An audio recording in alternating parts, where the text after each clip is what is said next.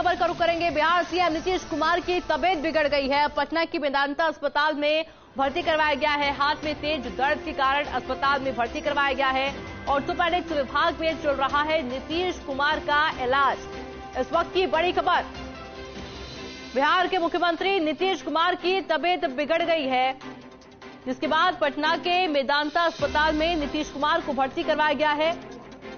हाथ में तेज दर्द के कारण अस्पताल में भर्ती करवाया गया है नीतीश कुमार को। ऑर्थोपेडिक्स विभाग में नीतीश कुमार का इलाज चल रहा है। और देखिए, हाथ में तेज दर्द की परेशानी जब नीतीश कुमार को हुई तो तुरंत प्रभाव से पटना के मेदांता अस्पताल में नीतीश कुमार को भर्ती करवाया गया है। हालांकि परिवारजनों की मौजूदगी मौके पर है। डॉक्टर्स की स्पेशल टीम जो कि नीतीश कुमार का इलाज कर रही है। बड़ी खबर, बड़ी जानकारी बिहार से, जहां बिहार के मुख्यमंत्री नीतीश कुमार की तबीयत अचानक से बिगड़ी। पटना के मेदांता अस्पताल में नीतीश कुमार भर्ती हुए हैं। हाथ में तेज दर्द के कारण अस्पताल में भर्ती करवाया गया है।